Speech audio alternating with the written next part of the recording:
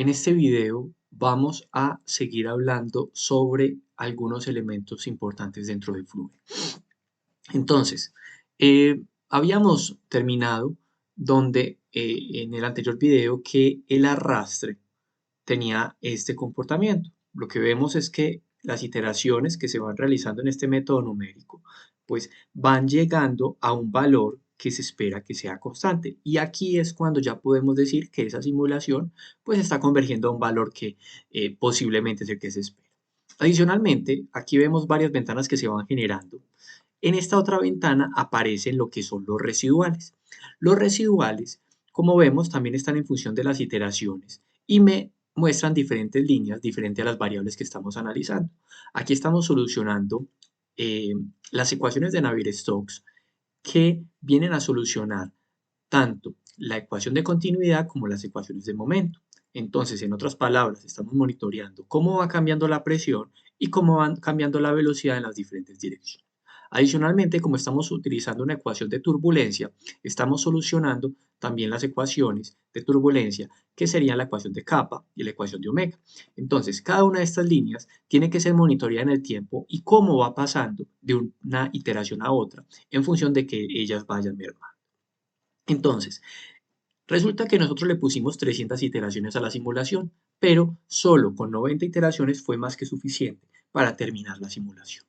Entonces, si nosotros cambiáramos, por ejemplo, los residuales y agregáramos, por ejemplo, un 0 acá, ya no hablaríamos de 10 a la menos 3, ¿cierto? Sino que ya le estamos pidiendo que a nuestras variables que tienen que seguir iterando hasta que el error se merme mucho más, es decir, que llegue hasta 10 a la menos 4. Entonces, ¿qué hacemos? Para poder calcular ese valor con ese nuevo residual, pues le decimos de nuevo calcular, ¿cierto? No tenemos que inicializar de nuevo, sino que le decimos calcular. ¿Listo? Entonces, él va a seguir iterando, buscando llegar a ese valor, si lo logra, ¿cierto? No necesariamente lo puede lograr, sino que él puede llegar como a un valor mínimo que puede estar logrando. Si vemos ahí, él ya llegó como a cierto comportamiento donde ya no es como capaz de llegar a ese comportamiento estacionario, ¿cierto? Eso es normal en las simulaciones. Lo ideal es que sí llegue, los valores estén por debajo de este valor de 1 acá, ¿cierto? Si los valores, por ejemplo, bueno, acá, por ejemplo, él a pesar de que fue como generando cierto comportamiento oscilatorio, vimos que se logró, ¿cierto? Pero aunque no se llegue, lo importante es que los valores estén por debajo de 1. Si los valores se suben por encima de 1, estamos hablando que los errores entre una iteración y la siguiente son mayores a 1. Y eso realmente en métodos numéricos eso no es para nada bueno. Aquí vemos, por ejemplo, que el arrastre que estábamos calculando ya se estabilizó, digámoslo así, bastante. Bueno, adicionalmente, lo que podemos hacer es que podemos acá, por ejemplo, visualizar los contornos de velocidad. Entonces nosotros, por ejemplo, aquí en la parte de Results podemos ver contornos, vectores. Solo vamos a mirar, por ejemplo, la parte de contornos. Y aquí nos sale esta ventana y si le decimos Display, aquí me va a mostrar, por ejemplo, los colores correspondientes al campo de presión, ¿cierto? Pero también podemos hacer eso con la velocidad. Podemos hacer clic, cambiar acá en contornos de velocidad, hacemos display y vamos a ver que nos muestra este contorno como tal, ¿cierto? Entonces, mostrando, y eso nos ayuda a entender si la simulación que estamos haciendo pues está bien hecha o no. Bueno, adicionalmente, vamos a, por ejemplo, volver a hacer esta simulación, pero ya incluyendo la ecuación de energía. Vamos a definir, por ejemplo, que el flujo entra con una temperatura, ¿cierto? Este mismo flujo entra con una temperatura, pero se va a chocar, por ejemplo, con esta esfera que tiene una temperatura diferente. Y vamos a estar, por ejemplo, monitoreando bueno, no vamos a monitorear en este caso, solo vamos a mirar cómo cambia este contorno, ¿cierto? Miren que, por ejemplo, aquí nosotros en estos momentos no podemos o no tenemos la opción de monitorear, por ejemplo, temperatura, no hay ninguna variable, porque la temperatura no está por defecto acá. Nos vamos entonces acá para modelos y vamos a irnos acá a energía.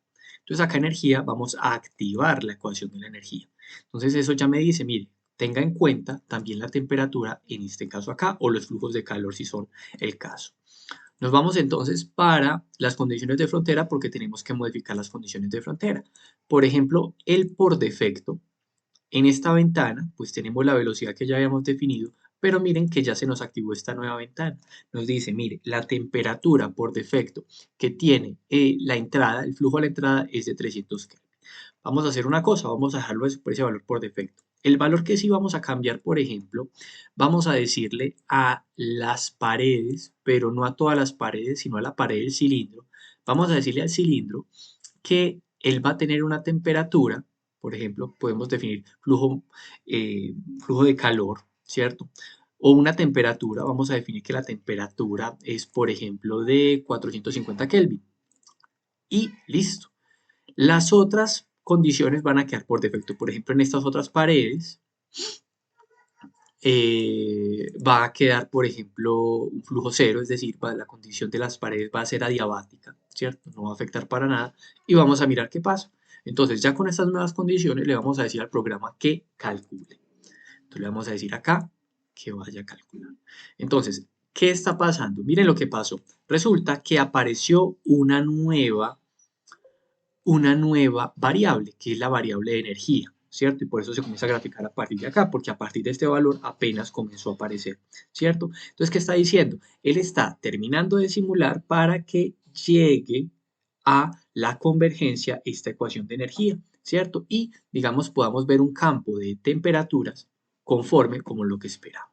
Entonces, nos vamos acá para contornos, nos vamos para esta parte, le decimos acá ya que, mire que ya nos aparece temperatura y le decimos que nos muestre la temperatura. Y nos aparece, a ver, ¿qué nos pasó acá?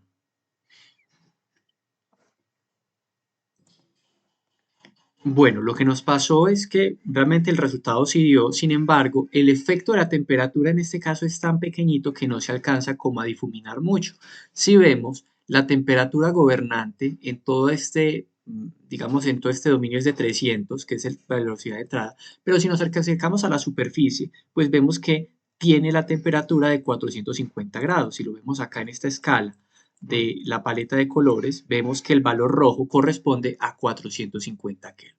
Vamos a hacer una cosa adicional. Vamos a tomar, por ejemplo, en las paredes. Y vamos a definir que en las paredes, es decir, la superficie superior horizontal y la superficie inferior horizontal, vamos a definirle también otro valor ahí. Vamos a subirle. Vamos a ponerle, por ejemplo, 600 Kelvin. Vamos a decirle OK y vamos a decirle calcular. A ver qué nos pasa. De nuevo. Entonces, como vemos, pues obviamente aquí pasa exactamente lo mismo. Está iterando la ecuación de energía, ¿cierto? Poco a poco se va acercando al valor que se espera, ¿cierto? De los residuales y listo, lo logramos. Entonces vamos a ver qué nos dio en los contornos. Entonces, si nos fijamos en los contornos, pues vamos a ver que se generó como un estilo de capa límite con esta temperatura superior. Listo. Entonces vamos a parar el video por acá. Y en el siguiente video vamos a mirar que también estos resultados los podemos visualizar desde el post. Entonces eso será nuestro siguiente video.